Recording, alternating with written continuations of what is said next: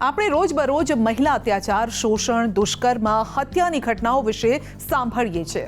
આવી ઘટનાઓ કોઈ કાર્યસ્થળ, ઘરની બહાર બનતી હોય એવું આપણે માનીએ છીએ. પણ શું આપને ખબર છે કે મહિલાઓ પોતાના ઘરમાં સૌથી વધુ અસુરક્ષિત છે? એટલું જ નહીં, દરરોજ 140 મહિલાઓની હત્યા થાય છે. આંકડો ચોંકાવનારો છે. ત્યારે જાણો શું કહે છે રિપોર્ટ. દુનિયાભરની મહિલાઓની સુરક્ષાને લઈને એક ચોંકાવનારો રિપોર્ટ સામે આવ્યો છે. આ રિપોર્ટ દર્શાવે છે કે ઘરમાં રહેલી પરિણીત મહિલાઓ અને યુવતીઓનો જીવ જોખમમાં છે. મહિલાઓ તેમના ઘરમાં જ સુરક્ષિત નથી. આવું અમે નહીં, પરંતુ સંયુક્ત રાષ્ટ્રનો રિપોર્ટ કહે છે. આપને જાણીને નવાઈ લાગશે કે દર 10 મિનિટે એક યુવતી મહિલાની હત્યા થાય છે.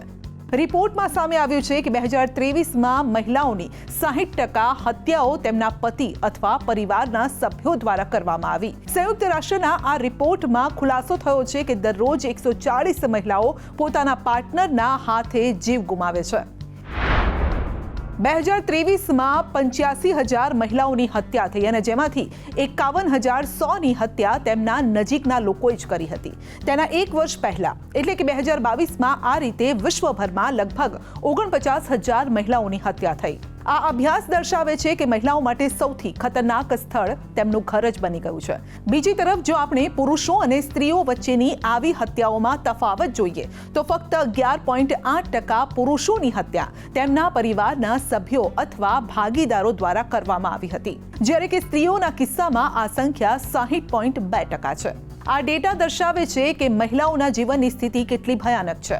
રિપોર્ટમાં એમ પણ કહેવામાં આવ્યું છે કે મહિલાઓને ઘરમાં ગંભીર હિંસાનો સામનો પણ કરવો પડે છે, જે તેમના જીવ પણ લઈ શકે છે.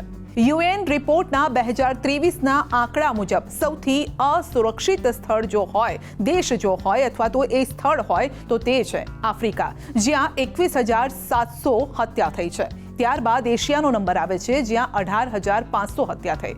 અમેરિકામાં 8,300, જ્યારે યુરોપનો આંકડો છે 2,300. આ રિપોર્ટ તૈયાર કરી રહેલા નિષ્ણાતોએ 112 દેશમાંથી ડેટા મેળવ્યા હતા અને ત્યારબાદ તેનું વિશ્લેષણ કર્યું હતું. રિપોર્ટ અનુસાર આફ્રિકામાં 2023માં નારી હત્યાના 21,700 કેસ નોંધાયા, જે સૌથી વધુ છે. આ પછી અમેરિકા અને એશિયાનો નંબર આવે છે. યુનાઇટેડ નેશન્સે તારણ કાઢ્યું છે કે ઘર જે સુરક્ષિત સ્થળ હોવું જોઈએ તે મહિલાઓ માટે સૌથી મોટો ખતરો બની ગયું છે. આ રિપોર્ટ માત્ર લિંગ સમાનતા પર જ સવાલો ઉઠાવતો નથી, પરંતુ સમાજમાં મહિલાઓ પ્રત્યેના વિચાર અને વલણમાં પરિવર્તનની તીવ્ર જરૂરિયાત પણ દર્શાવે છે. હમણાં જે સર્વે કરવામાં આવ્યો છે અને એમાં જણાવવામાં આવ્યું છે કે કોઈ પણ સ્ત્રી પોતાના ઘરમાં પણ સેફ નથી.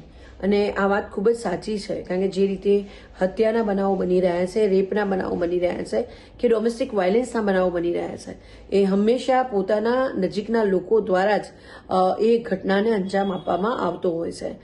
તમારા જે સગાઓ છે એ તમને સારી રીતે જાણતા હોય છે, તમારી ટેવો, તમારી હેબિટ્સ, કઈ જગ્યાએ જવું તમે જાઓ છો, કઈ જગ્યાએથી પાછા આવો છો, એની તમારી રેકી કરવામાં આવતી હોય છે, અથવા તો તમને વિશ્વાસમાં લેવામાં આવે છે. તમારા જે પ્રોબ્લેમ્સ છે એમાં વિશ્વાસમાં લઈને તમને ભોળવાઈને તમારી સાથે રેપ કરવામાં આવતો હોય છે અને ત્યારબાદ તમારી હત્યા નિપજાવવામાં આવતી હોય છે. આવા ઘટનાઓ ખૂબ જ બની રહી છે અને આ બધા માટે એટલું કહી શકાય કે હવે તમારે ક્યારે કોઈની ઉપર, કોઈ પણ પુરુષ સાથે બાળકીઓને એકલી મોકલવી નહીં જોઈએ.